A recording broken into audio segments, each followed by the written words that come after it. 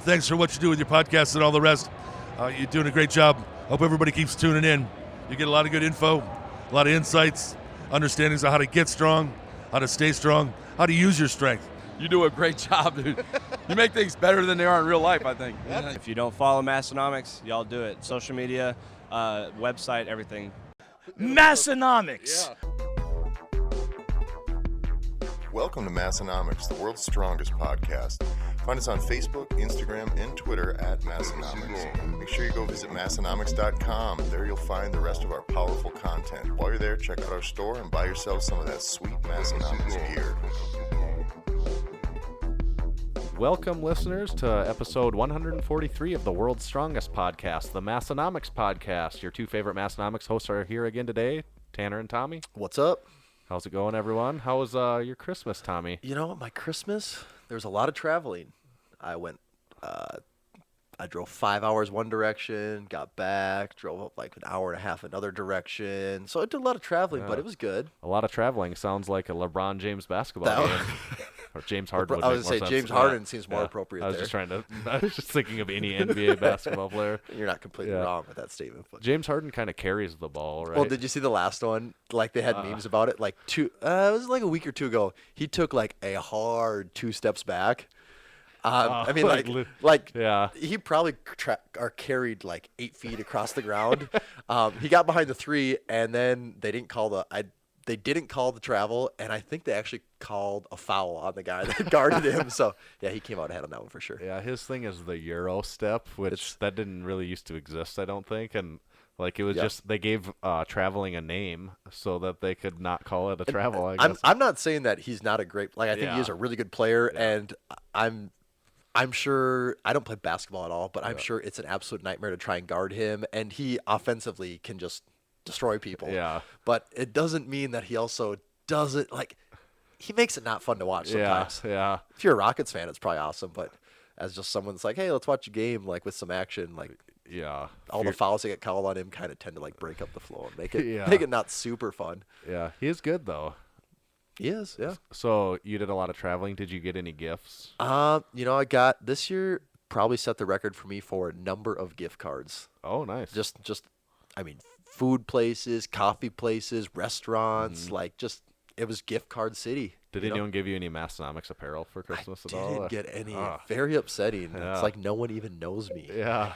What about you? Did anyone get you any? No. Oh, God. No, nobody got me any. No one cares about our interests. Scumbags. Did you get anything cool? Yeah, I got a lot of I got like way more stuff than everyone's always asking what you want for Christmas, and I'm always like, I don't know, nothing. Yeah, that's kind of what I do too. I'm not sure, and for that being my only answer, I got way more good stuff than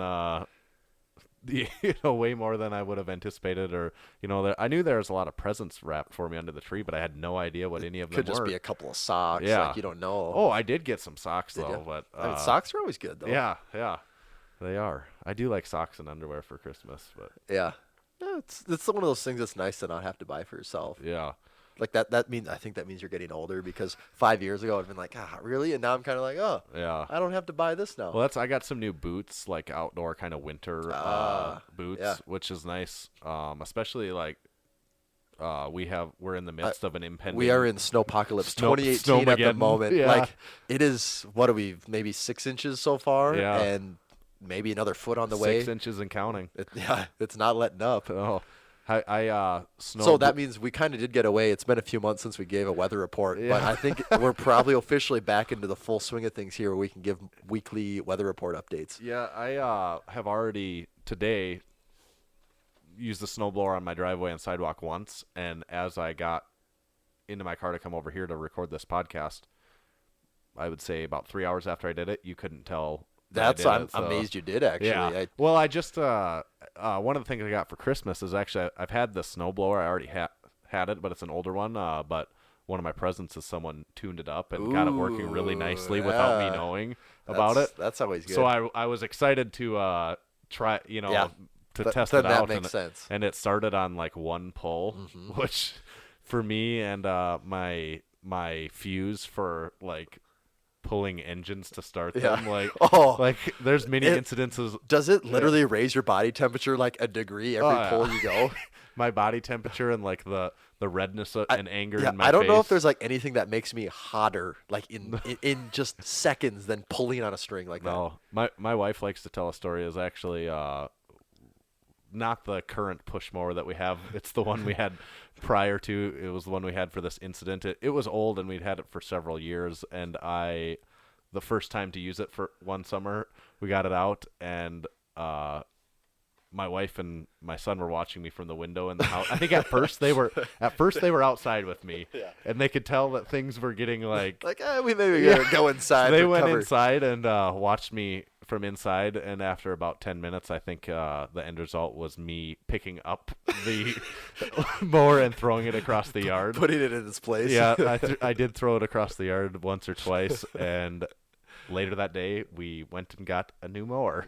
That's one way to do it. And that I should have done it, an hour earlier, and I would have saved myself a lot of work and frustration. Yes, a lot of frustration. But my snowblower now, one pull, going like crazy, and doing the driveway with a snowblower. Oh, the sidewalks are okay. I can do the sidewalks with a shovel. It's not that big of a deal. Yeah. But it's the driveway that really sucks with a shovel. Yeah.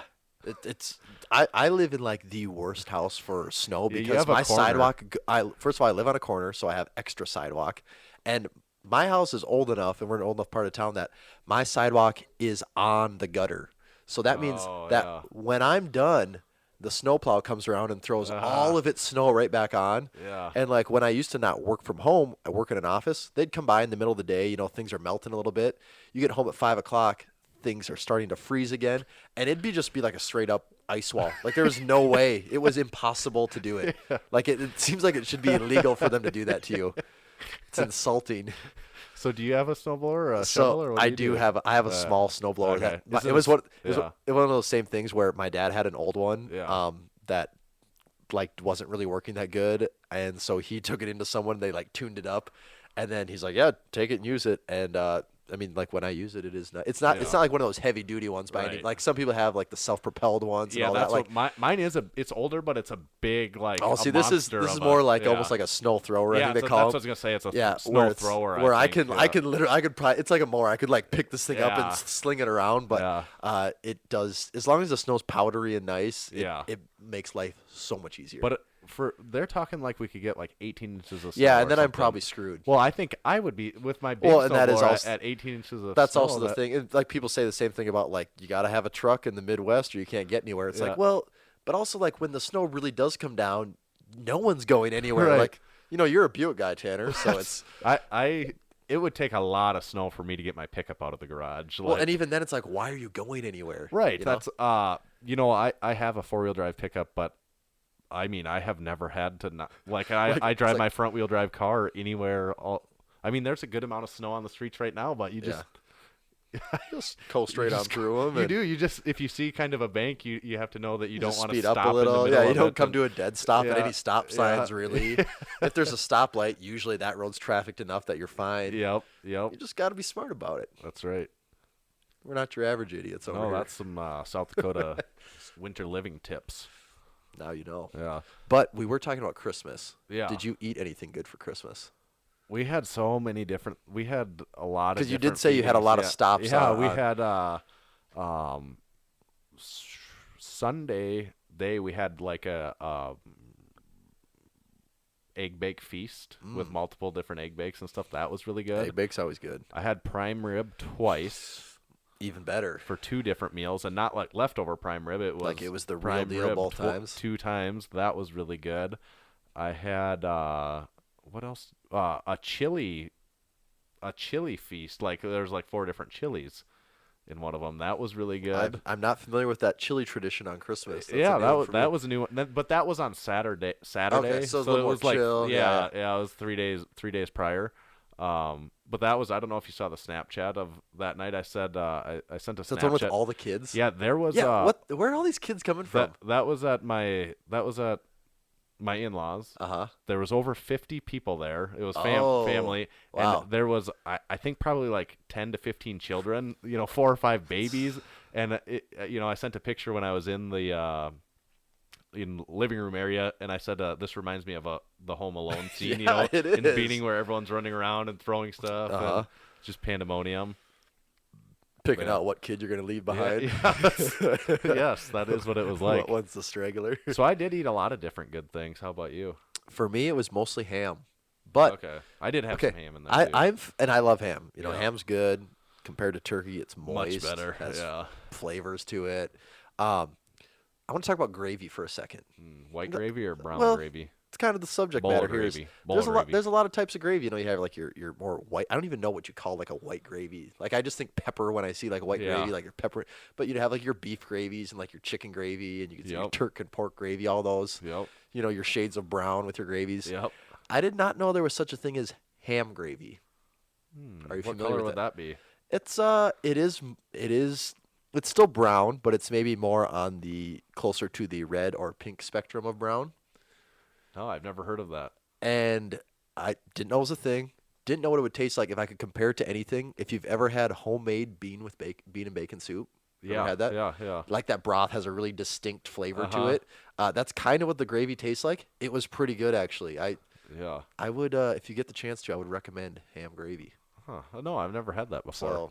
So, exotic things. What would you like better? You called it pepper gravy, like a chicken fried steak with that. See, that's what I think of when I think of, yeah. That, would you like that better, or a roast beef combination with the, that's where it's like red the beef gravy? Yeah, where it's dark brown. Well, what am I putting that gravy on? Well, because I think it depends on what you're putting the gravy on. Yeah, because each of those are appropriate for each of the. Yes. To me, like the whole. What would you rather have, the chicken fried steak with white gravy or the roast beef combination with dark brown gravy? For me, it's pretty tough to beat a roast beef combo. Yeah. But also, people might not know this. I think it's kind of a regional thing. Roast beef combos. Like I don't know if that's completely. Nationwide. Yeah, some of my old roommates from Minnesota, I think they said in Minnesota it's called. What it is it's roast beef almost in like a white bread sandwich covered in mashed potatoes. Yeah, and gravy. You just smother the whole thing in. Just smother the whole thing in gravy. I want to say it's called like a continental or something. Okay. The old continental. So roast, but is chicken fried steak pretty universal? Do you think everyone? Oh, beef commercial. It's a hot beef commercial. That's what it is, not continental. Oh. And yeah, my old roommate was trying to tell me that. I'm like, no way, he is making that up. And I had to look it up. Literally right there, hot beef commercial. Sounds like something. Yeah. Why is it called beef commercial? We don't know the origin. But it's used for hot beef sandwiches with gravy and mashed potatoes. Southwestern Minnesota, exactly where they're from. A hot beef commercial. That reminds me of something you'd see in a porno or something. Yeah, something like that. Combo makes more sense to me. It does. I mean, it straight up is a combination. Yeah. But what do we know? Yeah, we're just South Dakota people. What about when this comes out? I guess I didn't do the math on this. I think we'll be really close to New Year's Eve. I mean, yeah, it'll basically be, Yeah. Do you have any big resolutions coming up this year? No, I'm not really a resolution guy. Yeah. I am a planning and looking ahead guy. Mm-hmm. So I have already, with my other, actually Massenomics, we're going to be doing this too. But, with my own personal business, like this last year was my first full year in business. Yeah. And so just kind of like going back, like looking at like how things went for the year, like where do I want to be for 2019? Like what do I need to do to get to those spots? So I have all these questions that I need to like sit down and answer for myself. And I will be doing that, and I'm kind of excited about it. It kind of shows you have your stuff together, gives you a little bit of a roadmap. If you don't know where you're going, it's hard to get there. Yeah. So I will be doing that. As far as fitness goes, yeah. What about lifting? Do you have anything general or? My big one would just be to feel good again. Yeah. Like I'm still like one step forward, two steps back. I just can't. You're back. Yeah, it's just like, as I'm at the point now where in a day-to-day life, I feel great. Yeah. Like I'm fine, but just depending on the exercise in the day, things just don't feel good at all. And when I say don't feel good, I mean like actually suck really bad. Yeah. To Where the it's point not where, like, to the point I that's can't finish kinda- a workout. It's like, Yeah. well, this is really, really annoying. Right. So that would probably be my big one for the years. You're not saying not feel good like any hard workout. That was a hard workout. Really Like, tired. no, Yeah. I would love the feeling of a hard squat workout. Yeah. Like that's probably my biggest thing is like, that was my favorite thing in the world. A hard squat day, like get the music going, like be really feeling it. And I haven't got to take myself to that level in a very long time. So that kind of sucks missing out on that. Yeah. But, so yeah, probably I would say right now, at least my goal for the first half of 2019 is just going to be, let's get things feeling good again. Yeah. Yeah. That seems pretty reasonable. Yeah. What about you? Lifting wise, I would like in 2019, I want to do some form of competing, outside of the Massenomics Strongman Showdown. I mean, I always do that, but And this would be kind of a return for the first time in a while for you, wouldn't it? Yeah. And I don't know what or when I'm considering doing the USAPL meet coming up. My bench has been going good, and I'm feeling pretty good about my bench. My hips have been really bothering me lately here, so I'm trying to have my hips not bother me. Like I'm having a hard time squatting, and now I'm actually kind of having a hard time deadlifting just because my hips are really, really sore. But I think I'll eventually be able to get that figured out, and I want to do a full powerlifting meet at some point in time here. That's my plan. Yeah. And I'd like to compete in a strongman again sometime. But my goal prior to that, my real goal, probably my biggest one fitness-wise in 2019, is to not have my bicep hurt. Yeah. Because that's kind of what keeps me out of doing strongman. I want to do a strongman competition, but my bicep has been bothering me for, since I partially tore it for like 2 years ago. So my goal in the gym is getting my bicep so it doesn't bother me. It doesn't bother me on the power lifts. Yeah. So that's good. Like that was an improvement, and it's they're a lot less taxing on the bicep. Yeah, but now I want to get it so I can get back to like picking up an Atlas stone and doing stuff like that. We probably sound like a bunch of like just washed up has-beens right now. Yeah. Like, I Never just want to was. feel good. Yeah. Like, if those guys only lifted with good form, they wouldn't have these. It's like, nah, man. It just. I mean, things anyone start to that you just train break long after a enough, while. that's kind of the. Give it time. I think anyone that trains long enough, if you train hard enough, long enough, that is kind of inevitable. Because when things are going good, like I could get literally get stronger forever. Yeah, if things just go good, it feels like you can get stronger forever. But things just. That's why that's what keeps people from being the strongest people in the world. And if it's not injury, like one thing I think a lot of younger people don't realize this, and I still hardly have any insight on this. I think you have way more of it, Tanner.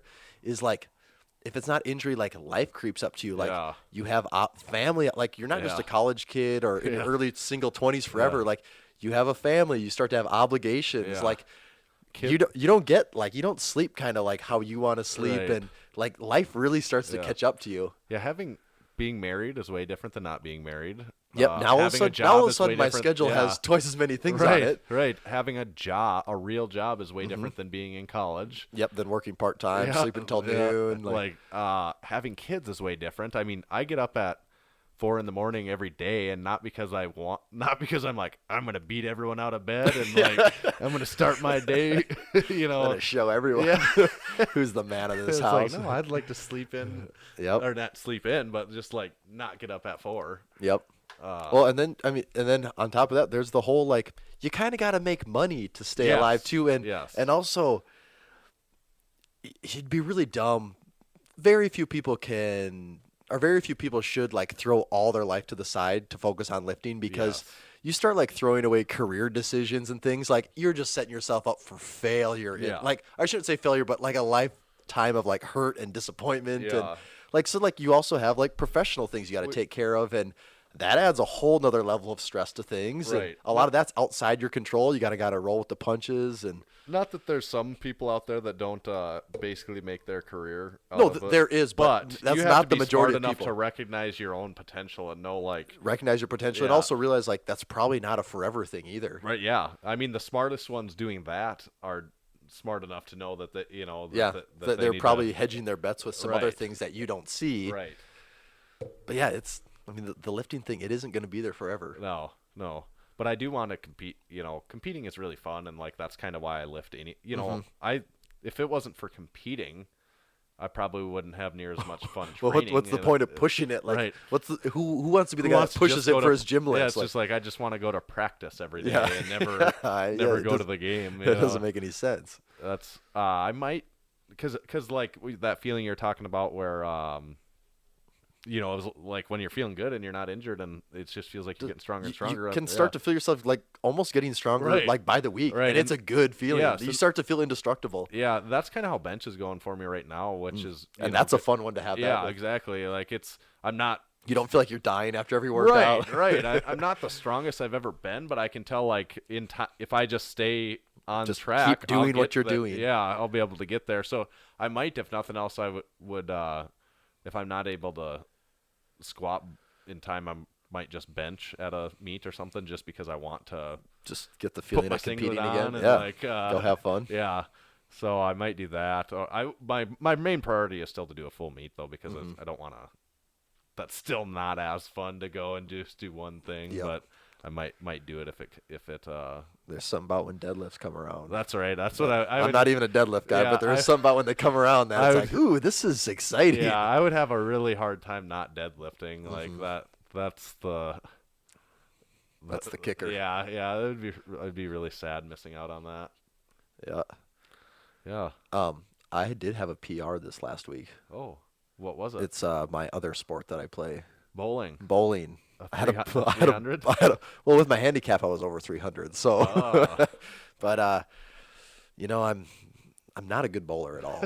I'll be the first to say I'm a terrible bowler. It's one of those things where you get married, you get your family expands, and you get into things that you didn't know you were going to be into. And bowling happened to be one of those for me. And this last week, first game of the day, you play 3 games. I thought I was going to make a run at 200, or I had my first 4 strikes in a row. I think in my entire life is the first time I had 4 strikes in a row, and I thought, okay, things are going here. All I had to do was get a strike, like any point in the 10th frame, and I would have had 200. Didn't do that. Missed it. I had a terrible 10th frame. I got like 185. I was like, there goes my chance. That's how it can drop that much, too. Like, there goes my chance. It's never happening again. Yeah. Except for the next game when I got 200 on the dot. Nice. And I thought, I am unstoppable. Yeah. PBA Tour, here I come. How when you go bowling for a league like that, how many do you play? 3 games. Okay. Yeah. Which one is usually your best out of the 3? So this is always the joke. Actually, this is always the joke. I bowl with Chuck, also Massenomics member. And we always like to joke that the first game sucks because we're just getting warmed up. Where I think some of the older guys start to slow down in the third game. We're usually like just really starting to hit our stride in that second and third one. We got that stamina, but usually the first one's not good. I definitely peak in the second or third. Well, what I've noticed just from bowling recreationally, when you go, the first one's not the best. The second one's probably always my best, and then by the third one, I'm starting to be like, I don't want to do it anymore. And also throw recreationally, a couple bad ones, and you're like, screw this. Recreationally, that you're usually like quite a few beers deep at that point too. So it's like focus is out the window. Like, should we get out of here? Yeah. Oh, they're playing this damn music again. Let's just get going. The kids are spilling stuff. I like that the snap you sent me. There was a crew of Massenomics gym members were holding down the lanes. Like, geez, they must be bowling. And we all bolt really good. So it's probably the gym with one of the best bowlers in the upper Midwest. This could be a whole episode in its own, so we probably don't need to get into the whole thing. But what do you think just thinking now, what were the Massenomics highlights of 2018? Ooh, Massenomics. We could have probably started the episode and done that whole thing, but as I'm just thinking now, we were just building it up. We're only 20 minutes in. Yeah. Massenomics highlights of 20. Well, the one, if I could think of like 3 things. Yeah. It's hard to say one. I like to think of like 3 things that to me fundamentally changed Massenomics. Or Massenomics is different. Yeah. Very different than it ever has been this year. It would be the Arnold was huge for Massenomics. So that would have been March 2018. Yep, that was just the beginning of the year. It was our second year like getting in and talking to people, but this year we actually had people that knew who we were, they were familiar with us. Yeah. And we had a flow down too this year where it just it just that was like the snowball to everything. Yeah. Because then while we were there, we had the opportunity to have the awesome seats for the strongman. We got some good footage, and that just like blew up Instagram for us. Like that's when like things really started to pick up.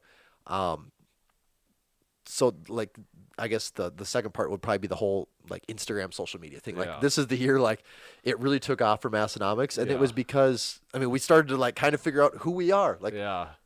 if you're listening to this, we like to have fun. We don't take this whole thing too seriously. Right. Like we're not and- the people putting out like the super serious motivational. No, we're never going to. content. And if you're Yeah. looking for that, man, you are looking in the wrong place. Right. But we started to figure out like posts that we had fun making, people liked, like they got shared, people Yep. started to know who we were, and that was with Massenomics Versus and rookie cards and like lifting legends. Like those were things that combined what we love, the love for the sport, the the great things that are happening, Yep. and like mixing in the education factor and humor with it too. Yeah. And people responded really well to those, and Yep. those were awesome for us. Yep. So Instagram is huge. Yeah, we probably went from about over 2018. I think we went from about 2,000 followers to about 13,000. Yeah. And that we had Instagram for a few years. Yeah, for, in the 3 years before that, Yeah. it went from it took 0 It to took like 2,000. 3 years. Oh, it took almost 4 years to go from 0 to 2,000. Yeah. and then In 1 year, it went- another year, it grew Yeah. like another 10,000, and that's not everything. Followers don't matter if it's not the right. But it was Right. it was like good people. It was like people that were Yeah. genuinely interested in our stuff. They comment, they like on things, and that kind of ties into the next piece then of what was incredible about this year was the apparel part. Yeah. And people really responded and bought stuff like in ways that we would have never, ever, ever expected. Yeah, and the ways that we never right. expected even 3 months ago. Like Right. there was a point in time where $1,000 in sales was mind blowing to us. Yeah. And we're way beyond that. We still would like to be farther, but Yeah. things are moving in the right direction. Yeah, and that you can like visually see the growth like in a chart. It's like, damn, what it's like people are, and it's still fun, weird and fun to think about it. Like, man, we made this stuff and make some videos and make a few posts about it, and this many people are taking out their wallet, entering And their wanting to credit buy card- stuff yeah, from and people buying that, some people are definitely buying from us that have no clue who we are. Right. Other people are fans for yeah. sure, and that is awesome too that Yeah. exists now. Yeah. I would say that's probably nails the three things. The Arnold is where it started It this did, year, though, yep. where It's- we were kind of January, February could have just as well been 2017. It was just kind of like how life has always been. I'm not saying we're spinning our wheels, but we were. It was we just weren't gaining a it lot was of it was traction. just business as usual. Yeah, It was- and then once we hit the Arnold there, we really started to figure out a few things that worked in our favor. Mm-hmm. And the Arnold, the interviews this year, I just thought went really well, and it was really fun, and we got a lot of cool people again. Yep. Got to go in the cage. Yeah, That was awesome. Yes. And we Yes. did. We got to meet a lot of the people that we didn't get last year. We managed to run into this year. So Yeah. that was cool too. Yeah, so a lot of that it went better just because we knew Mm-hmm. better what to expect and what we were doing. Social media part of it was It was huge, and Yeah. it's to the point now where it kind of does feel like there's a community around Massenomics. Like Yeah. if someone's into powerlifting and you say Massenomics, there's a decent chance they'll know who we are. Yeah. And if they do know who we are, like they get what we're doing. yep. Like you're not just like, yeah, maybe. Like you probably know, like, oh yeah, it's really dumb, Yeah. really funny. Like you're gonna have a good time with Yeah. it.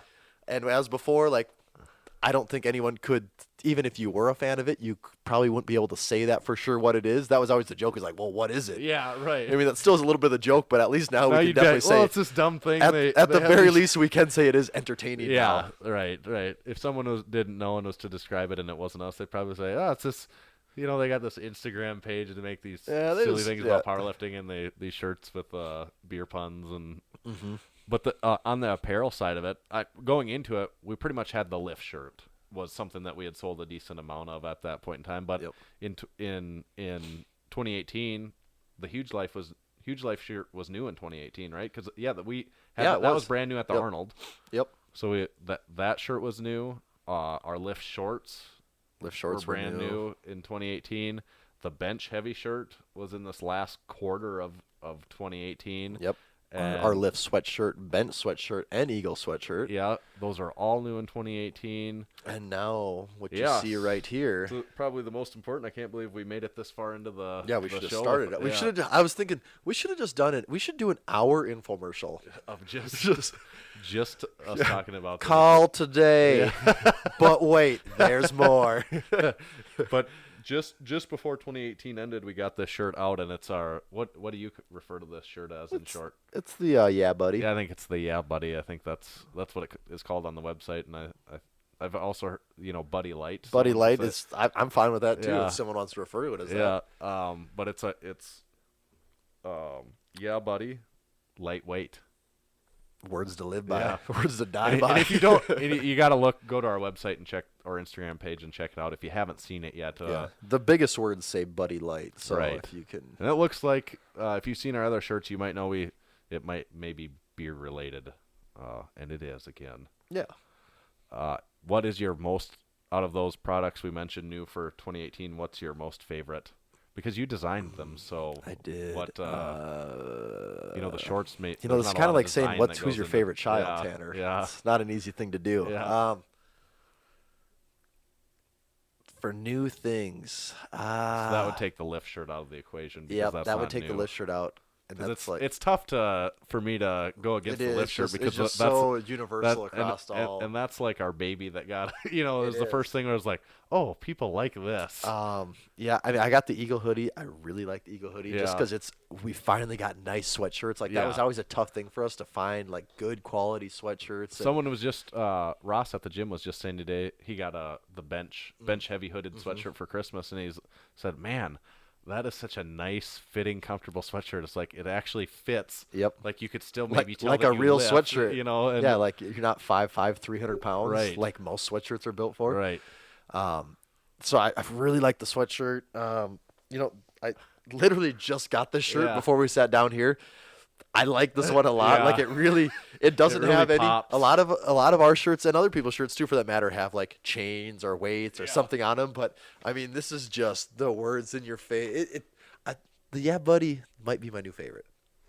And I don't know if it's because it's new or not, but like it could be now, just the really, newness talking. And I say at the gym every day I'm at the gym, I say Yeah Buddy or lightweight. We all say it 100 times. Like to the point where if you listen to a lifting video, you might think like we don't know how to talk. Yeah. Because those are the things anyone says. Yep. Yeah, buddy. Like, that's it. That's just what it is. Yeah. That's how it should be. It is. This is a nice, comfortable shirt too. It is. It's got a nice fit to it. We also too we got our OG shirts, just our regular shirts with the Massenomics logo. Yeah, we got new OG shirts. Yeah, we brought the new one is the black on black, so it's black shirt with black print or whatever Yep. Whatever you call that print that it looks black on black, anyways. Tone on tone. And that one's super cool. I like that a lot. What I kind of like though is we brought back. It was the first shirts Massenomics ever made were just red shirt with the white Massenomics logo on it, and we haven't had those for actually a few years. Because, several years. Yeah, we've gone to some other things, but we brought that back, and I really like the way that looks actually. Yeah, with that true red. Right, and the very first ones we printed, the Massenomics logo was distressed. I really like this one where it's solid. This is probably the first one we ever had on. Yeah. Maybe we had one. I think we had one other one. There was a very limited run. There's probably about 12 of them in existence. Yeah, a run of like less than 20 maybe. And we weren't on a shirt at that point in time that I liked all that well. Yeah, we had neck issues. Yeah, I like these shirts that we're printing on now. Yep, big step up. Yeah. And we also did, I believe, the Flex Flasks came out this year as well, along with the stickers and the koozies. Yeah, all koozies, things that people like. Yeah. Stickers are a popular item, and we were talking about it too. That's something in the future we want to get going. We're for sure gonna have. Yeah, we're for sure gonna have more of those coming to it too. We've got with the Yeah Buddy, the bench heavy, and a few designs that are in the works even that you haven't even seen yet. Maybe one would be introduced first in a sticker. It could be to get your juices flowing for maybe a future shirt. Yeah, everyone loves stickers, so we got to get more of those out there. And I guess we're getting into the answer to this. So that's kind of 2018. What do you see for 2019? I think 2019, I don't want to say it's more of the same. Yeah. But because the same isn't going to get you to what you're doing. But right. I think it's more in the same vein of like, we know what our brand is having fun in the gym and, having a good time with all this. And so we're going to make more stuff that kind of sums up that feeling of having a good time. Yeah. And like, it shares the bond of anyone that lifts weights can see this stuff and be like, yeah, I totally get that. That's cool. I like it, man. That's funny. And I think just keep doing stuff like that. Yeah. Keep entertaining people on the interwebs.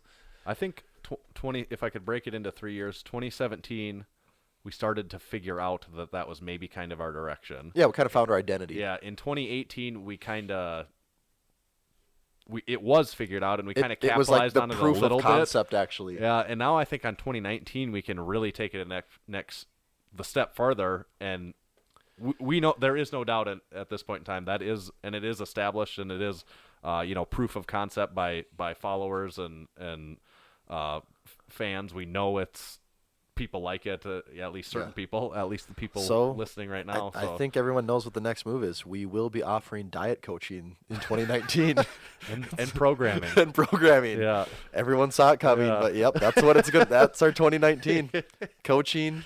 Nutrition coaching and programming. There is basically, we have pigeonholed ourselves out of certain things by making fun of them, and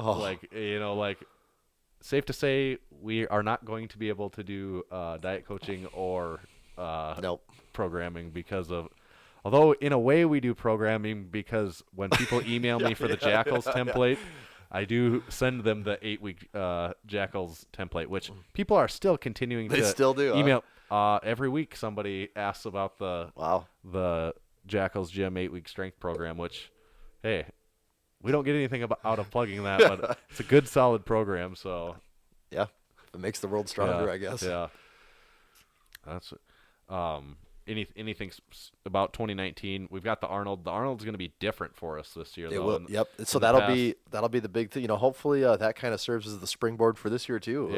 Like getting out there and getting to meet like more of you guys. Yeah. Like who these people are that like this stuff. Like, and then just letting more people discover us, because as far as the powerlifting lifting world isn't an enormous community. Right. And I still think we're a very small part of it. So I still think there's a lot of people that we can reach that we're not right now. So yeah, I think we sit at this point in time next year, we'll be able to say that we successfully did reach a lot more people. Hopefully. Yeah, if we're not growing, we're dying. So right. if this year or next year ends and we're like, oh man, 2019 wasn't that good. Yeah, I don't know if it's something you still stick out at this point. Yeah, I mean, that's true. Like if we don't, it's at right now for us, you and I sitting here talking before this even, it's easy to say, man, what we're doing is working. We're going to continue to do it and try and do it better and figure out new things that we can do that are better even that we're doing right now. If it was going the opposite direction, it would be like, well, what's the point? Yeah, we've been now trying at this time this. Like, we gave this a real honest shot. Yeah, or if like then next year's a 50% decline, it's like, why? Yeah. It's not worth it then. Nope. So I don't think we'll have that problem though. I think we'll be growing to even more and better. I think so. Now, I told you I was going to spring this on you. Yeah. I think the title of this episode will probably be based on this, but I felt you out to see if I thought you knew what was going on or not. Do you know about someone famous in the lifting world that did a meet, and I would call it the meet that nobody knows about?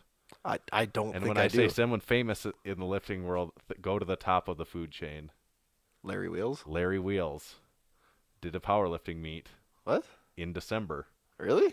Can you bring up open powerlifting on your I feel like this is like a joke right now. And just click on his, and it was earlier in December. Larry Wheels. A lot of people don't know about this. I mean, I think some have found out about it. What's the date on that? His December 12th. Yeah. Oh no. December 1st. Yeah, okay, December 1st. 12/1, December 1st. December 1st. So less than a month ago, he competed in a meet. He did not post anything about this on Instagram. The reason, likely reason he did not post anything about is he bombed out. Deadlift. Yeah. God, he had 832 squats, 600 bench. Yeah. So the way this went. And it's a USPA meet. Yep. Okay. And it was in sleeves. His opening squat, he squatted 700 pounds. Okay.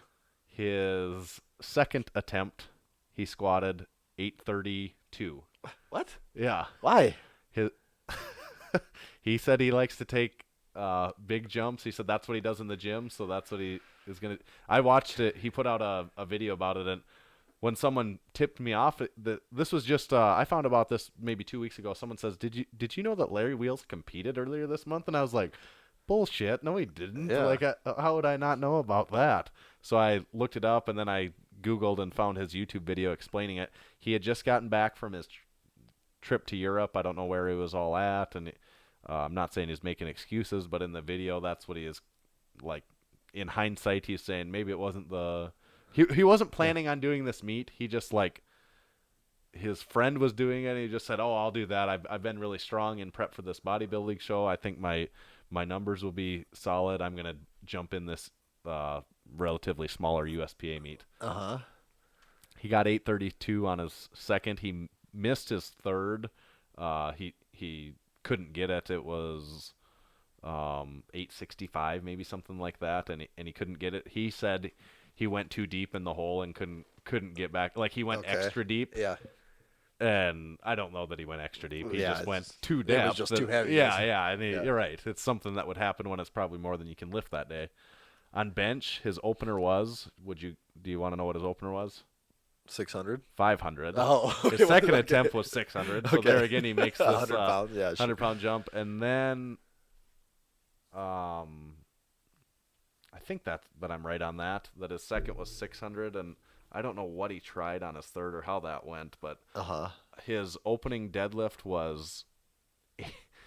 So here's what he said: he was going to open lighter, but he was judging by his logic so far, I would say his opener should be around like 800. Yeah, so I think he was maybe originally going to open around something like that, and he said the meet was maybe going long, and he was really tired, and he thought he just had one pull in him. Yeah, one in him. So I think it was 889. Ugh, that seems a little high. He didn't get it, and I think maybe he tried it all 3 times. Really? And it didn't go. Couldn't get it, so he bombed out. 889.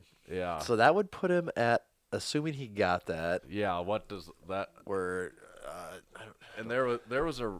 I can't remember his rationale of the numbers or what, but what was it? 832. Yep, 832, 600, 600, and 880. I think it was 889. So 2321. Yeah, 2321. And what's his all-time best? His all-time best is 2292. Yeah, so it would have been a pretty big PR, but that was a PR squat in sleeves, and it was a PR bench. Yep, the looks like the squat was about a 11-pound PR, and the bench was also an 11-pound PR. Yeah.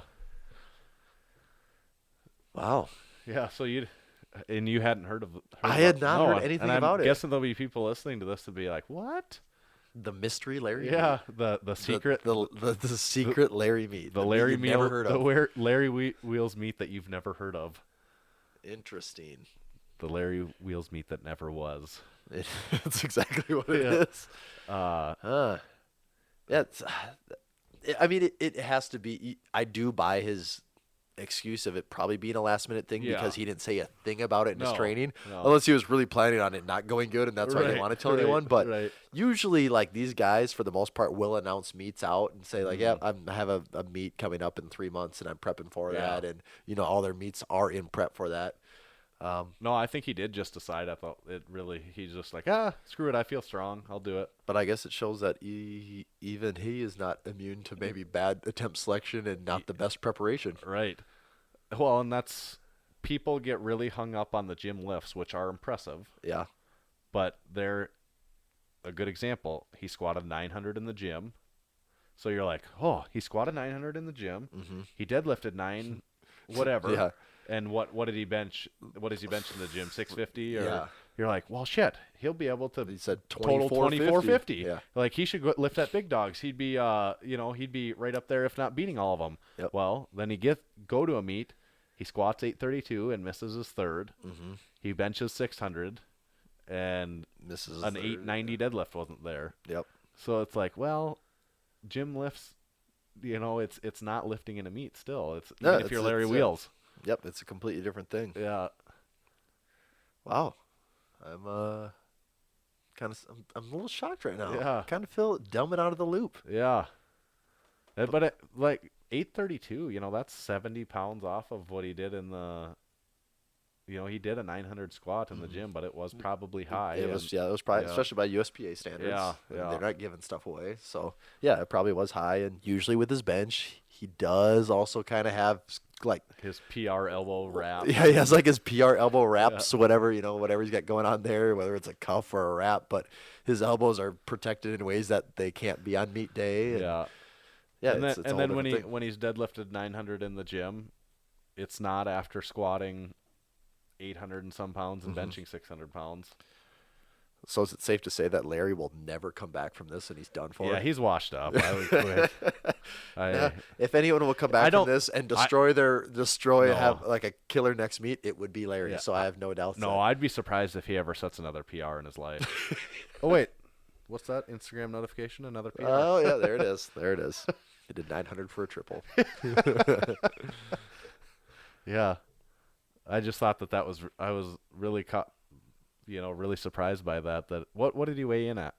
271. Yeah. And this was just right off of getting ready for a bodybuilding show. Just another crazy stuff. Just not the best prep for sure. It is cool now that we're in here just looking at his meet history.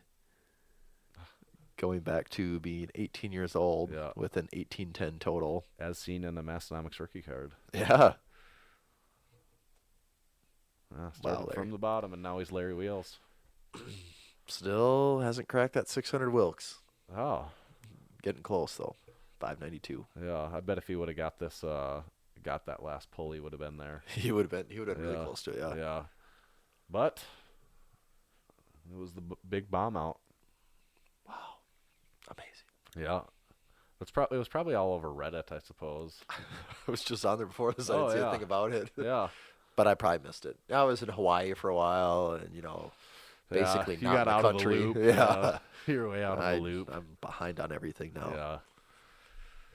Jeez. Well, what else do we got, Tanner? We might. Speaking of, we could talk about big lifts as long as we're talking about Larry. Yeah. As long as we're talking about Larry Wheels, we could talk about the female Larry Wheels. We should. Amanda Lawrence. It was just posted. She squatted 585 now this time for a PR. Because it's a new week, so why not, right? So she is on the Larry Wheels training. She must have bought, you know what it is? I just realized that she bought the program for $19.99. Oh, God, it is, isn't it? Yeah. She definitely did buy that $19.99 program. Yeah. Yep. There's no other explanation for this. That was a smart choice on her part. Yeah. I mean, you can tell for the training. It's the training cycles mirror each other very well. So it has to be. But 585 squat in sleeves for her is kind of ridiculous. It is, because what does she weigh again? Is her weight class under one? It's under 190 for sure, right? Yeah. I I can't remember for sure. If only we had something to look it up on.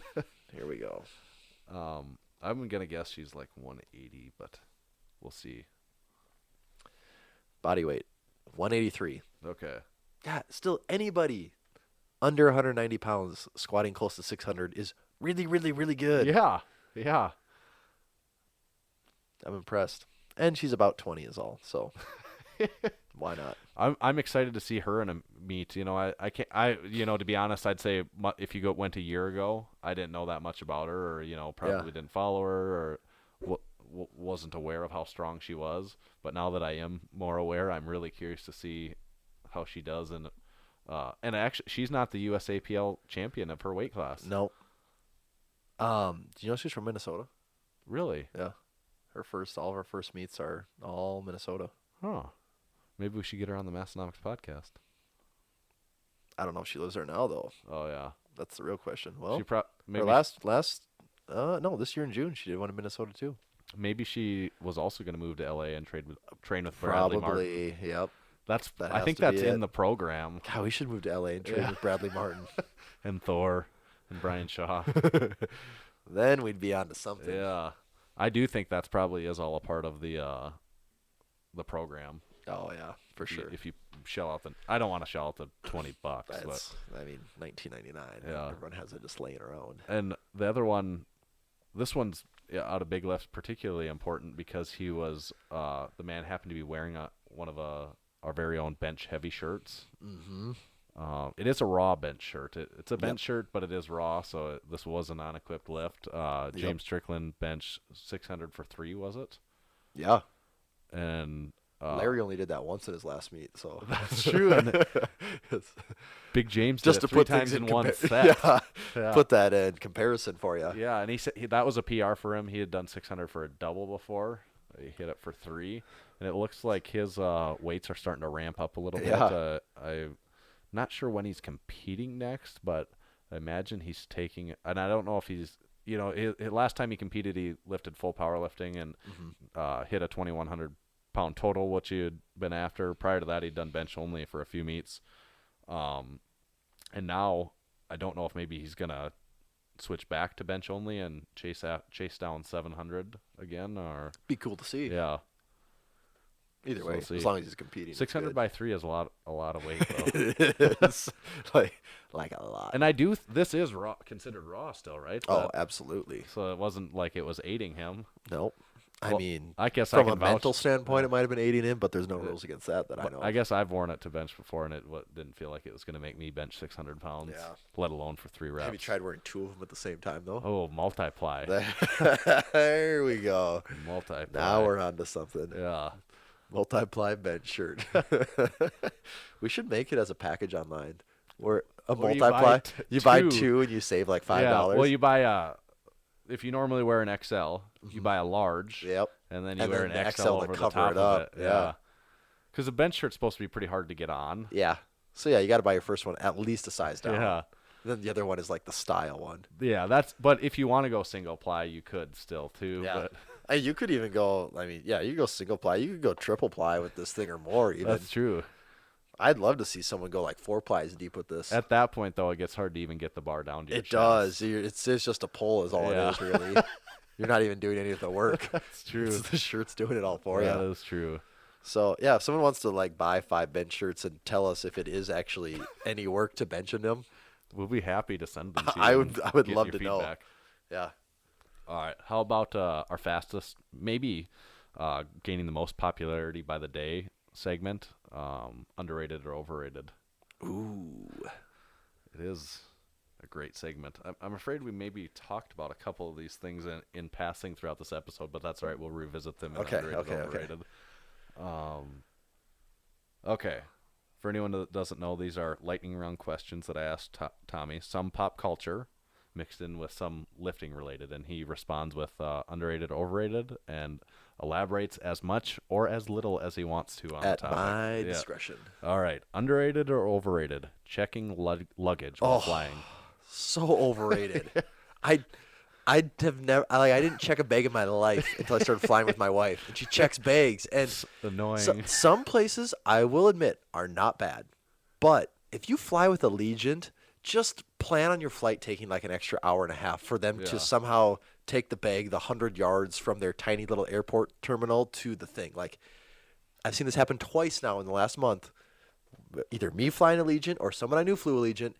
After they landed, it was a good hour before their bag made it.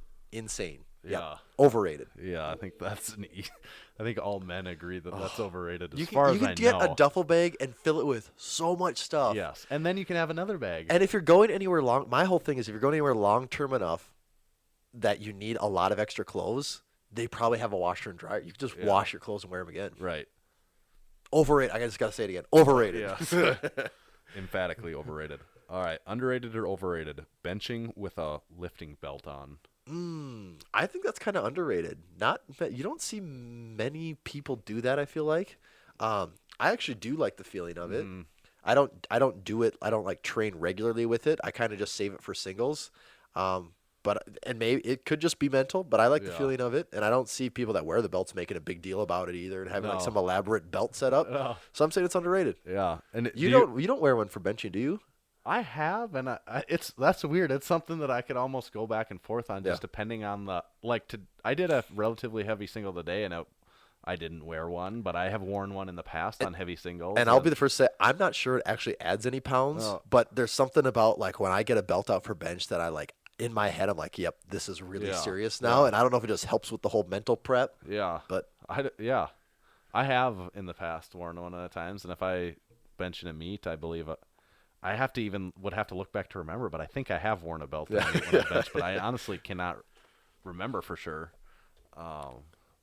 Next one here is Instagram TV, and underrated or overrated. I'm not positive. Is that what it's called? I think it might be just IGTV? IGTV. Okay, underrated or overrated? So overrated. IGTV, yeah. Like, I know for a fact, they were hoping that would become a YouTube replacement. Yeah. Like, they absolutely were hoping.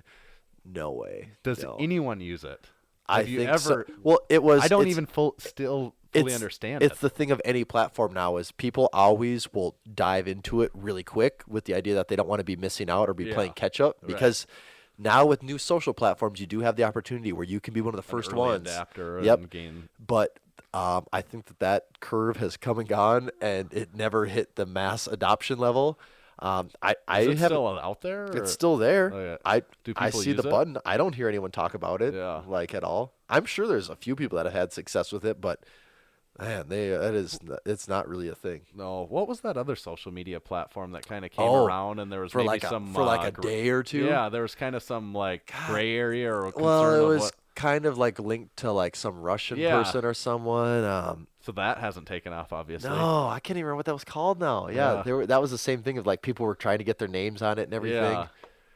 I cannot. That was earlier this year, and I cannot remember. That was overrated, obviously. For Yeah, that it just short shows how amount of hard it is now, though, to get like a social network like up time. and going. Yeah. So should we start one or Yes, let's do it. Massenomics? Now is our time. All right. Underrated or overrated? This is one we talked about. Underrated or overrated? Socks and/or underwear for Christmas presents. I think it's underrated. I think it is too. If you asked me The 10 older years you- ago, yeah. I would say absolutely overrated. Yeah, but now now it's it's like, like, oh, the only nice. thing though is like if it's like cheap stuff though, and you Yeah. got it as a gift, then that's like almost insulting. But the nice. If you get stuff. like decent like stuff that has just like some better quality stuff, like because whether Nike, Adidas, Under Armour, any athletic brand, they have like the really cheap socks, Right. and then they have like the nicer stuff. Yeah. And if you're getting on that nicer scale, yeah, it's totally Like worth it. I like the nice Under Armour socks. I really they're really nice. Yes, they are. They like fit so good. Yeah, they're there's not. a left and a right. Yep, they're and a- not like crazy thick, like in the way Right. that it's just like this. Someone just took a bunch of cotton and somehow Yeah. stitched it into a sock. Like Yeah. it feels like it's purposefully made. Yes. So underrated. Mm-hmm. All right. Underrated or overrated? Heeled squat shoes. For me, it's overrated. Yeah. I tried to do the whole You thing. have some. Yeah, I You have need some, to- and I actually I gave it a good run for like 6 months, and it just never quite felt right. Yeah. And I remember the day that I went back to flats, I was you're like, like, oh, that feels really good. Yeah. And even after that, like I did that for like another 6 months, and I was like, maybe I should give it one more try. And when I went back, it was like, this feels even worse than it did the first time. Yeah. And I tried to tough it out, and I gave it up, and I will say overrated, but I do like how they feel benching. Yeah. Like for me, for some reason a belt and squat shoes for benching is just like great for me. I don't know why. Yeah. So for you personally, at least, you would say overrated. Yeah. The last one, underrated or overrated? Brexit. Oh God. We like to cover a wide swath in underrated, overrated. I mean, it's probably underrated in the way that it probably is like big, long-term, lasting political things.